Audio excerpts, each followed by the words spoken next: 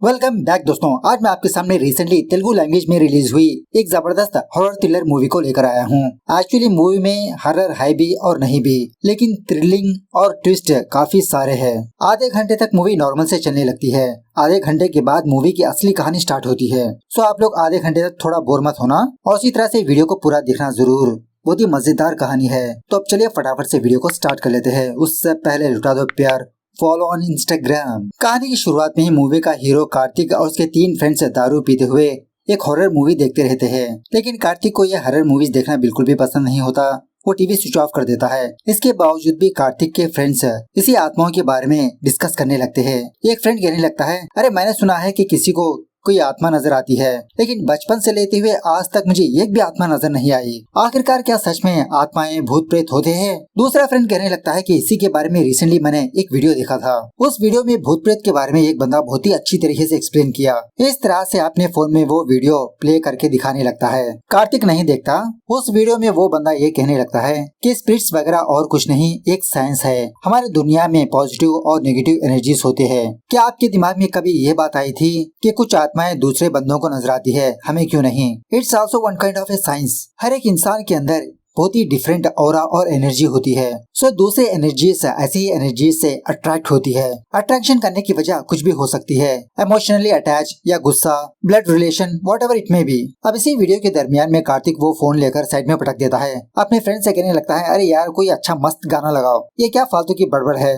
खैर दूसरे सीन में वो कार्तिक किसी बर्फीले इलाके में ट्रेकिंग करते रहता है। तो उसी एरिया में एक छोटी बच्ची अकेले खेल रही होती है बर्फ से। थोड़ी देर के बाद कार्तिक ये देखता है कि वहाँ पर जो बर्फ का पहाड़ होता है वो टूटने वाला है और उसी के नीचे वो छोटी बच्ची भी होती है। कार्तिक फटाफट से उस बच्ची को बचाने के लिए उसकी ओर भागने लगता है और शायद बचा भी लेता है। उसी वक्त कार्तिक अपनी नींद से जाग जाता है। मतलब ये सब कुछ कार्तिक का एक सपना होता है। कार्तिक के घर के बगल में ही मूवी की हीरोइन भी होती है, आराधना। जब ये कपड़े सुखा रही होती है, कार्तिक इससे छेड़खानी करने लगता है, लेकिन ये आराधना कार्तिक को भाव ही नहीं देती। हमेशा कार्तिक को चप्पल दिखाती रहती है। और उसी वक्त कार्तिक का दूसरा फ्रेंड कार्तिक को फोन करके कहने लगता है कि टुल्लू भाई ने मुझे फोन किया, फटाफट से उनके पास बुलाया है। सो बाद में कार्तिक और उसके 3 फ्रेंड्स फटाफट से रेडी होकर उस टिल्लू भाई के पास जाते हैं, जो इस एरिया का बहुत बड़ा पॉलिटिशियन होता है। अब कुछ दिनों के बाद इलेक्शन चलने वाले होते हैं। टिल्लू अपने पार्टी के सारे मेंबर्स को बुलाकर यही बात कहने लगता है कि इस बार हमारी पार्टी जरूर जीतनी होगी।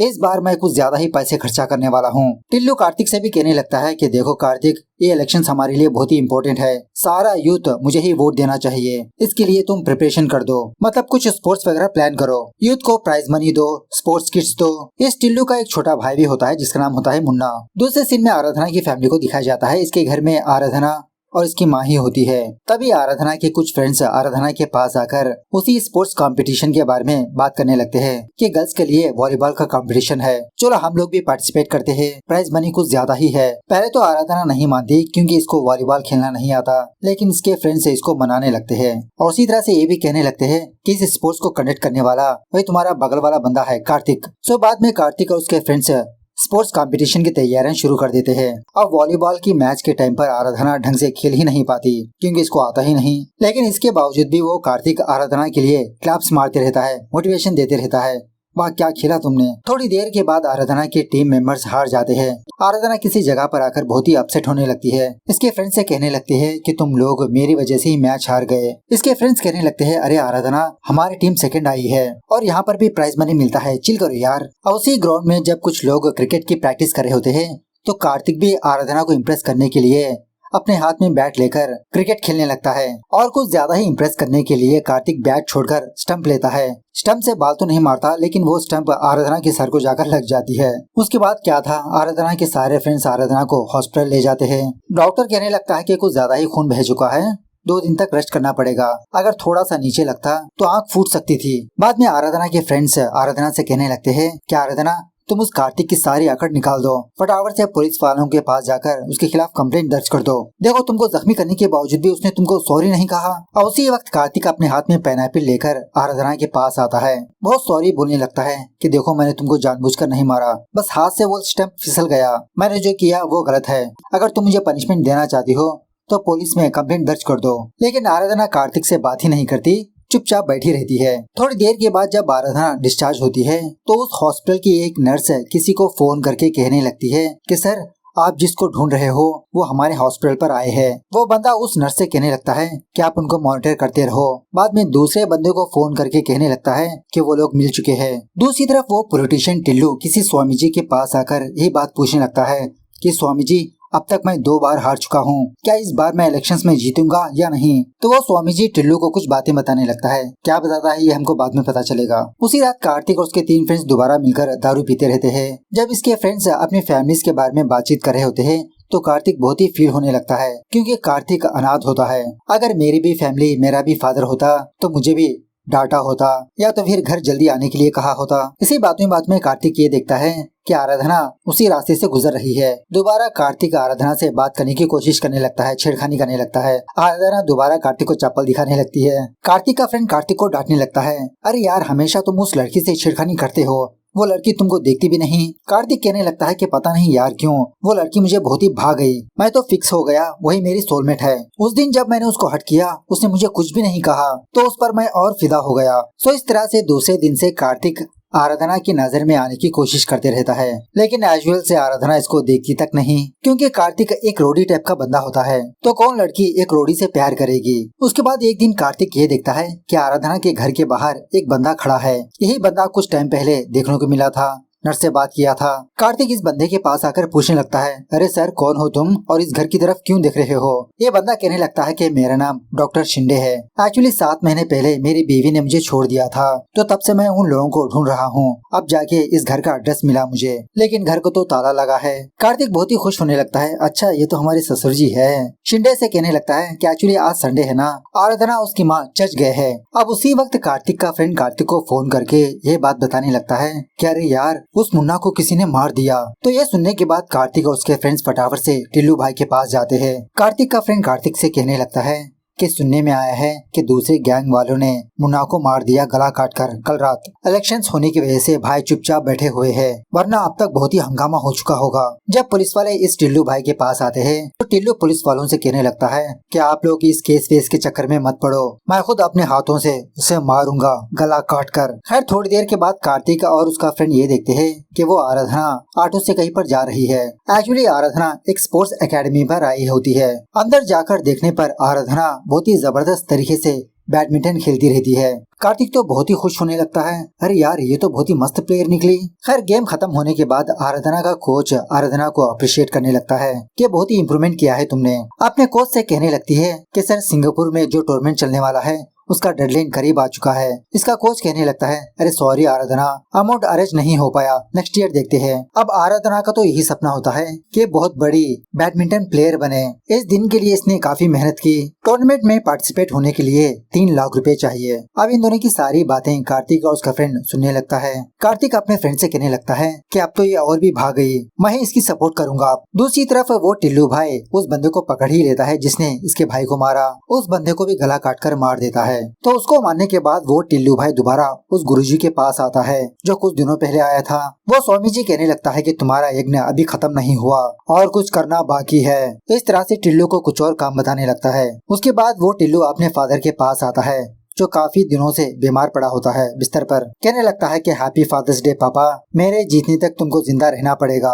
दूसरी तरफ आराधना किसी बिजनेसमैन के पास जाती है फंड मांगने के लिए, लेकिन वो बंदा आराधना से थोड़ा बदतमीजी से पेश आने पर आराधना रोती हुई वहाँ से चली जाती है। अब ये चीज कार्तिक जानने के बाद उस बंदे के पास जाकर उसको बहुत मारने पीटने लगता है। उसी रात कार्तिक ये देखता है कि दोबारा आराधना के घर के बाहर वही कार खड़ी है, मतलब डॉक्टर शिंदे की। उसी वक्त आराधना भी अपने घर से बाहर आने के बाद कार्तिक आराधना से कहने लगता है, अरे आरू, तुम बिल्कुल भी फिक्र मत करना, मैं पैसों का इंतजाम कर दूंगा, बस 2 दिन के अंदर मैं पैसे एडजस्ट कर लूंगा, तुम अच्छे से अपना गेम खेलो। उसी वक्त आराधना एक पत्थर लेकर उस गाड़ी का शीशा फोड़ देती है। यह देखकर आराधना गुस्से में है समझकर कार्तिक फटाफट से वहाँ से निकल लेता है। उसके बाद कार्तिक अपने फ्रेंड से कहने लगता है कि अरे यार, मुझे फटाफट से 3 लाख रुपए चाहिए, मैं आरू का दुख देख नहीं सकता। यह सुनने के बाद कार्तिक का फ्रेंड किसी बंदे से बात करने लगता है। कार्तिक से कहने लगता है कि अगर तुम एक काम करोगे तो 1.5 लाख रुपए मिल सकते हैं। कुछ काले धंधे का काम होता है। कार्तिक और उसके फ्रेंड्स कहीं से डॉक्यूमेंट्स लेकर दूसरे शहर पर जाकर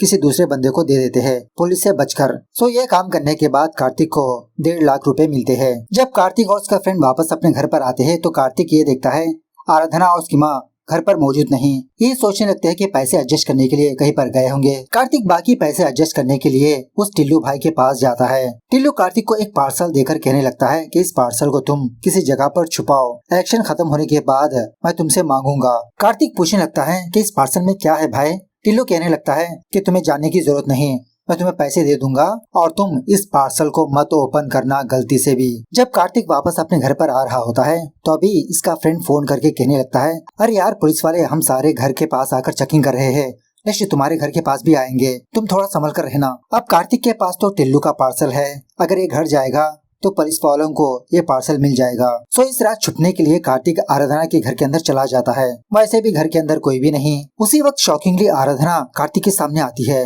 कार्तिक पूछने लगता है, अरे घर के बाहर ताला लगाकर तुम घर के अंदर कर क्या रही हो, क्या तुम्हारे फादर ने तुमको हाउस अरेस्ट किया? आराधना कहने लगती है कि कार्तिक थोड़ा धीरे से बात करो, और वैसे भी तुम घर के अंदर कैसे आए, मुझे भी उसी तरह से घर के बाहर ले चलो। उसी वक्त कार्तिक का फ्रेंड कार्तिक को फोन करके कहने लगता है कि कार्तिक मैंने बाकी पैसे भी अरेंज कर लिया। कार्तिक कहने लगता है, अरे मैं तो आराधना के घर में हूँ, तुम भी पाइप चढ़कर अंदर आ जाओ। तो कार्तिक का फ्रेंड उसी तरह से कार्तिक के पास आता है। जब ये तीनों बातचीत कर रहे होते हैं उसी वक्त दूसरा बंदा कार्तिक के फ्रेंड को फोन करने पर वो वहाँ से चला जाता है। थोड़ी देर के बाद आराधना की माँ आराधना के कमरे में आने पर कार्तिक को बेड के नीचे छुपा देती है। आराधना की माँ बाहर जाने के बाद आराधना कार्तिक को बाहर लाती है और दोबारा इससे यही रिक्वेस्ट करने लगती है कि प्लीज कार्तिक मुझे घर से बाहर ले चलो। अब इसी बातों ही बातों में ऊपर वाले कमरे से कुछ आवाजें आने लगती है। आराधना कार्तिक का ध्यान भटकाते हुए कहने लगती है कि कार्तिक मुझे बाहर ले चलो, लेकिन इसके बावजूद भी कार्तिक ऊपर चोर है समझकर उस कमरे पर जाने लगता है। तो शॉकिंगली उस कमरे में आराधना और उसकी माँ मरे पड़े होते हैं, लाश होती है उन दोनों की। जब कार्तिक नीचे देखता है तो नीचे आराधना होती है। कार्तिक से पूछने लगती है कि ऊपर कौन है, क्या हुआ तुम्हें? अब ये नजारा देखकर कार्तिक को चक्कर आकर ये नीचे गिर जाता है। उसके बाद सीन थोड़ा सा आगे जाने लगता है कुछ महीनों के बाद, जहाँ पर एक स्पेशल ऑफिसर राणा प्रताप को दिखाया जाता है। राणा प्रताप ने अपने करियर में 50 केसेस कंप्लीट कर चुका होता है, तो इसके कोलीग्स इसको विश करने लगते हैं। बाद में इसकी एक कोलीग राणा के पास आकर यही बात कहने लगती है कि सर आपने अपने करियर में काफी सारे केसेस कुछ ही समय में सॉल्व कर लिया, लेकिन जो लास्ट केस था उसको सॉल्व करने में आपको बहुत टाइम लग गया। क्या आप मुझे अपने लास्ट केस के बारे में कुछ बातें बता सकते हो? राणा कहने लगता है कि वो केस तो बहुत ही कॉम्प्लिकेटेड था और उसी तरह से उस केस में मोटिव बहुत ही अलग है। इस तरह से सीन थोड़ा सा फ्लैशबैक में जाने लगता है, जहाँ पर वही कार्तिक को दिखाया जाता है। अब बेहोश गिरने की वजह से इसके सर को जोरदार चोट आई होती है। कार्तिक के सामने आराधना खड़ी होती है, मतलब वही उसकी आत्मा। देखते ही देखते आराधना की आत्मा गायब भी होने लगती है। उसके बाद राणा प्रताप और उसके ऑफिसर्स हॉस्पिटल पर आते हैं कार्तिक से मिलने के लिए, क्योंकि आराधना और उसकी माँ के मर्डर केस में कार्तिक ही मेन सस्पेक्ट होता है। जब कार्तिक से पूछताछ कर रहा होता है तो तभी डॉक्टर राणा के पास आकर कहने लगता है कि सर इसके सर पर जोरदार चोट लगी है, जिसकी वजह से कार्तिक कुछ बातें भूल चुका है, आप इसको थोड़ा समय दीजिए। सच में कार्तिक के साथ क्या हुआ इसको कुछ याद ही नहीं होता। थोड़ी सी याददाश्त जाने की वजह से ही आराधना की आत्मा भी गायब हो गई। उसके बाद कार्तिक का फ्रेंड राणा से कहने लगता है कि सर जिस वक्त उन दोनों का मर्डर हुआ कार्तिक मेरे साथ ही था, हम दोनों विजयवाड़ा गए थे और उसी तरह से कार्तिक उस लड़की से बहुत प्यार करता था, वो क्यों उस लड़की को मारेगा? खैर कुछ दिनों के बाद कार्तिक हॉस्पिटल से डिस्चार्ज होता है। वापस अपने घर पर आकर अपने फ्रेंड से कहने लगता है, अरे उस दिन आराधना तुमको नजर आई थी ना, जो मेरे सामने बैठी थी? इसका फ्रेंड कहने लगता है कि सच में यार मुझे वहाँ पर कोई भी नजर नहीं आया तुम्हारे अलावा, तुम तो बस हवा में बात कर रहे थे, तभी मुझे अर्जेंट कॉल आने की वजह से मैं वहाँ से चला गया। तो ये सुनने के बाद कार्तिक के तो होश ही उड़ जाते हैं। पूछने लगता है कि आखिरकार आराधना की आत्मा मुझे क्यों नजर आई? इसका फ्रेंड कहने लगता है कि शायद आराधना तुम्हें कुछ कहना चाहती है, तुम उससे प्यार करते हो ना, इसीलिए वो तुम्हें ही नजर आई। बाद में कार्तिक और उसके फ्रेंड्स आराधना और उसके माँ के फ्यूनरल पर जाते हैं। कार्तिक तो बहुत रोने लगता है कि इसने अपने प्यार का इजहार किया ही नहीं और उसे अभी तक यकीन नहीं हो रहा कि आराधना मर चुकी है। फ्यूनरल खत्म होने के बाद आराधना की फ्रेंड कार्तिक के पास आकर कुछ बातें बताने लगती है। एक्चुअली आराधना भी कार्तिक से प्यार किया करती थी। जब भी कार्तिक आराधना को छेड़ता था उसको बहुत अच्छा लगता था। बात यह है कि कुछ दिनों पहले आराधना अपने चेहरे पर मास्क पहनकर बस स्टॉप पर खड़ी थी, तो दो लड़के आराधना के पास आकर छेड़खानी करने लगे। ये सारी चीजें कार्तिक दूर खड़े रहकर देखते रहता है। आराधना उन दोनों लड़कों को अच्छे से सबक सिखाने लगती है। यह होने के बाद कार्तिक और उसका फ्रेंड जब ऑटो से जा रहे होते हैं तो कार्तिक उसी लड़की के बारे में तारीफ करने लगता है कि आज मैंने एक लड़की को देखा जो बहुत ही हिम्मत वाली थी। उसी ऑटो में आराधना भी होती है। कार्तिक की सारी बातें सुनकर इसको लाइक करने लगती है। समझ जाती है कि कार्तिक बस ऊपर से लड़कियों को छेड़खानी करता है, लेकिन दिल के अंदर लड़कियों के लिए बहुत रेस्पेक्ट है। आराधना खुद कंफ्यूज में थी, क्या सच में कार्तिक इससे प्यार किया करता था या तो फिर इसे देखकर कमेंट किया करता था। तो सच सुनने के बाद कार्तिक और बहुत रोने लगता है कि काश मैं आराधना को प्रपोज किया होता तो आज आराधना मेरे सामने होती। खैर दूसरे दिन कार्तिक राणा से मिलने के लिए उसके पास आता है। राणा से कार्तिक को ये बात पता चलती है कि एक्चुअली 3 दिन पहले ही आराधना और उसकी माँ की मौत हो गई थी। मतलब जब कार्तिक पैसों की अरेंजमेंट कर रहा था उसी वक्त किसी ने उन दोनों को मार दिया। अब कार्तिक को आराधना के फादर के बारे में याद आकर राणा से बताने लगता है। उस डॉक्टर शिंदे का गाड़ी का नंबर बहुत ही फैंसी था। सो उसी तरह से राणा जब इंक्वायरी करता है तो ये बात पता चलती है कि वो डॉक्टर शिंदे मुंबई का रहने वाला है। उसी वक्त कार्तिक और राणा मुंबई जाकर उस डॉक्टर शिंदे से मुलाकात करके ये बात कहने लगते हैं कि वारंगल में किसी ने आपकी बेटी और बीवी को मार दिया, बहुत ही मुश्किल से आपका एड्रेस मिला है। यह सुनने के बाद शिंदे एक जबरदस्त शॉकिंग बात बताने लगता है कि आराधना इसकी बीवी है और वो औरत आराधना की माँ। राणा पूछने लगता है कि आप थोड़ा डिटेल में बता सकते हो कि आपने आराधना से शादी क्यों की। कुछ महीनों पहले आराधना अपनी माँ को लेकर इस हॉस्पिटल पर आई। रिपोर्ट्स के जरिए से ये बात पता चलती है कि इसकी माँ के ब्रेन में कुछ प्रॉब्लम है। तो ये डॉक्टर शिंदे बिना पैसे लिए आराधना की माँ का ऑपरेशन करता है। ऑपरेशन वगैरह होने के बाद आराधना उसकी माँ रेगुलर चेकअप के लिए हॉस्पिटल पर आने लगी। इस तरह से शिंदे आराधना उसकी माँ से एक अच्छी सी बॉन्डिंग बन गई। अब यहाँ पर एक और बात है कि डॉक्टर शिंदे का बेटा थोड़ा बीमार होता है। मतलब इसके बच्चे के किडनीज खराब हो चुके होते हैं। अपने बच्चे की देखरेख ना करते हुए शिंदे की वाइफ शिंदे उसके बच्चे को छोड़कर चली गई। सो डॉक्टर शिंदे आराधना के सामने यही बात रखता है कि मुझे मेरे बच्चे के लिए एक माँ चाहिए। तुम तो ऑलरेडी मेरे बच्चे की अच्छे से केयरिंग कर रही हो, क्या तुम मुझसे शादी करोगी? मेरे लिए नहीं, बस मेरे बच्चे के लिए। शिंदे राणा से कहने लगता है कि पता नहीं किसने किसको कन्विंस किया, आराधना शादी के लिए मान भी गई। उसके बाद एक दिन आराधना अपना मेडिकल चेकअप करवाने लगी। शिंदे आराधना की रिपोर्ट देखकर इसको ये बात पता चलती है कि आराधना एक किडनी इसके बेटे को डोनेट कर सकती है।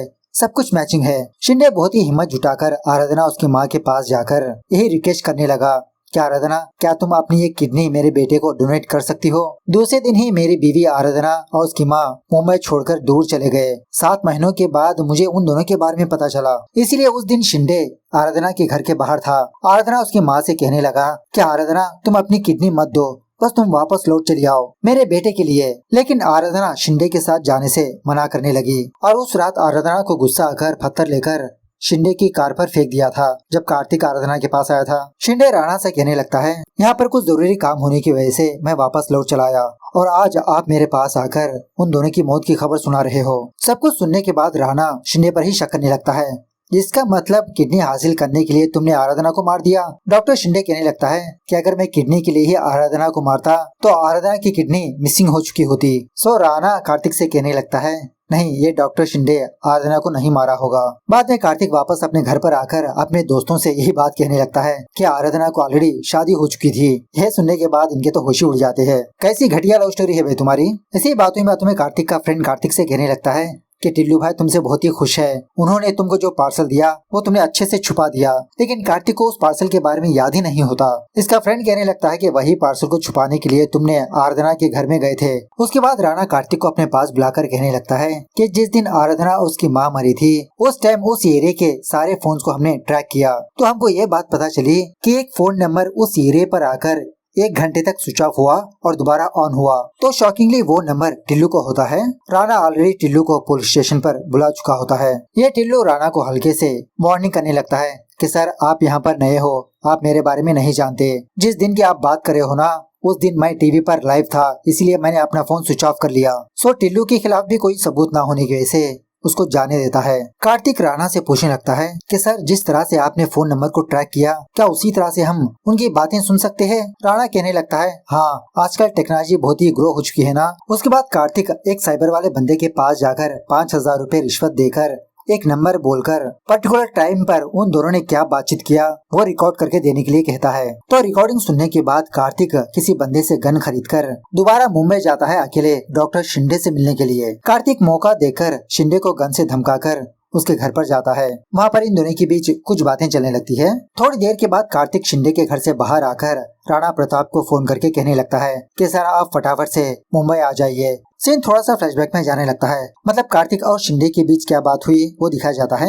कार्तिक शिंदे को गन से धमकाकर उसकी रिकॉर्डिंग सुनाने लगता है। जब शिंदे आराधना उसकी माँ से मिलने के लिए आया था, हॉस्पिटल वाले शिंदे को फोन करके ये कहा कि सर आपका बेटा मर चुका है, आप फटाफट से मुंबई आइए। तो कार्तिक शिंदे से कहने लगता है कि आराधना किडनी ना देने की वजह से तुमने उन दोनों को मार दिया। शिंदे कहने लगता है नहीं सर, मैंने उन दोनों को नहीं मारा। शिंदे कार्तिक से कुछ सच्चाइयां बताने लगता है। एक्चुअली जो भी लोग इसके हॉस्पिटल पर आते हैं रेगुलर चेकअप के लिए, उनका ब्लड ग्रुप वगैरह चेक करते रहता है। तो इसी दरमियान में शिंदे को ये बात पता चलती है कि आराधना का सब कुछ मैच हो चुका है। मतलब आराधना अपनी किडनी इसके बेटे को दे सकती है। जानबूझकर आराधना उसकी माँ से झूठ कहा कि इसकी माँ के ब्रेन में कुछ प्रॉब्लम है। शिंदे ने ये सोचा कि डायरेक्टली आराधना से उसकी किडनी नहीं मान सकता, इसलिए आराधना से शादी करने का डिसाइड कर लिया। मतलब लीगली आराधना अपनी किडनी उस बच्चे को दे सकती है, लेकिन आराधना से शादी होने से पहले ही आराधना अपनी माँ को लेकर वरंगल चली गई। यह सुनने के बाद कार्तिक बहुत खुश होने लगता है कि जिसका मतलब आराधना की शादी नहीं हुई।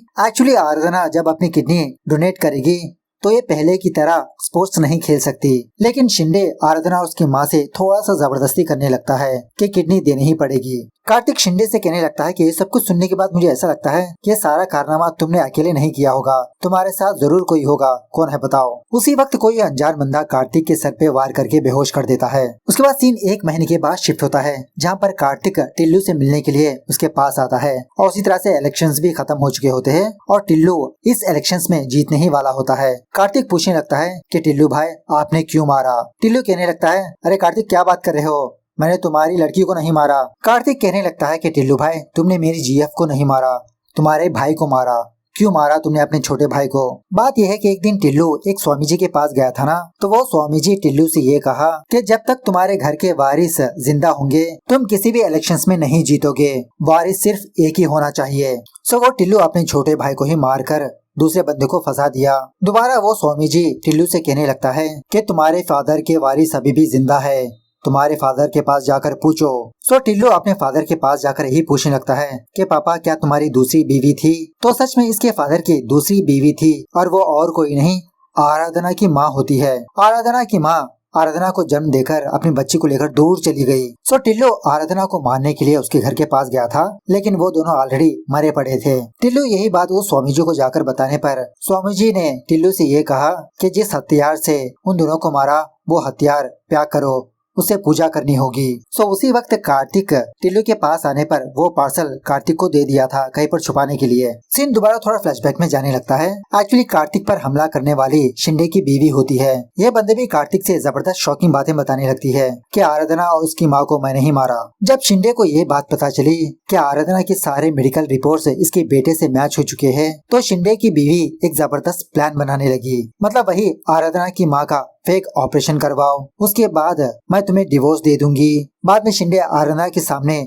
मैरिज प्रपोजल रखेगा। जब शादी हो जाएगी आराधना अपनी किडनी शिंदे के बेटे को दे सकती है। मतलब ये सारा प्लान शिंदे की बीवी का ही होता है। अब इसी प्रोसेस में शिंदे के बेटे की मौत हो जाती है। अब ये गम शिंदे की बीवी सह नहीं पाई कि एक डॉक्टर होकर मैं अपने बेटे की जान नहीं बचा सकी। सो शिंदे की बीवी गुस्से में आकर आराधना उसकी माँ से मिलने के लिए गई। हैमर लेकर पहले तो आराधना की माँ को मार दिया। उसके बाद जब आराधना घर वापस लौटी इस पर भी हमला करने लगी। कहने लगती है कि तुमको मेरे बेटे की जान से ज्यादा तुम्हारा बैडमिंटन प्यारा है, अब ऊपर जाकर खेल लो। इस तरह से शिंदे की बीवी सच बताकर जब इस पर फायर करने लगती है उसके गन में बुलेट्स ही नहीं होते। कार्तिक शिंदे की बीवी से फाइट करके इसको अपने कब्जे में ले लेता है। तब जाके कार्तिक बाहर आकर राणा प्रताप को यहाँ पर बुलाता है। कार्तिक घर से बाहर आने के बाद ये देखता है कि एक बच्ची बीच सड़क पर अपना बॉल लेने के लिए आ रही है। कार्तिक बहुत ही मुश्किल से उस बच्ची की जान को बचा लेता है। उसके बाद सीन यहाँ पर शिफ्ट होता है। कार्तिक टिल्लू के पास आया था। टिल्लू कहने लगता है हाँ मैं तुम्हारी गर्लफ्रेंड को मारने वाला था, क्या करोगे, तुम मुझे मारोगे, अगर तुम मुझे हाथ भी लगाओगे यहाँ से बचकर नहीं जाओगे। कार्तिक कहने लगता है कि मैं तुम्हें मार कर ही यहाँ से बाहर जाऊंगा और तुम मेरा कुछ भी उखाड़ नहीं पाओगे। बात यह है कि कार्तिक उस बच्ची को बचाने के बाद ये खुद मर गया। सो प्रेजेंट पर कार्तिक की आत्मा इसी टिल्लू के पास आकर इसके हाथों से मरवा देता है। सो इस तरह से राणा प्रताप यही सारे केस की डिटेल्स अपनी कोलिग को बताने लगता है। राणा से पूछने लगती है, अरे सर, टिल्लू अपने आप को कैसे मार सकता है? वो तो इलेक्शंस में जीत भी गया और वैसे भी वो लेफ्ट हैंडेड है, लेकिन गन उसके राइट हैंड में थी। राणा कहने लगता है कि मुझे भी पता नहीं, कुछ बातें समझना आना ही बेहतर है, वैसे भी ये केस क्लोज हो चुका है। इस तरह से ये मूवी यहाँ पर दी एंड होती है। मिलते हैं अगली वीडियो में, तब तक take care, bye bye, see you soon.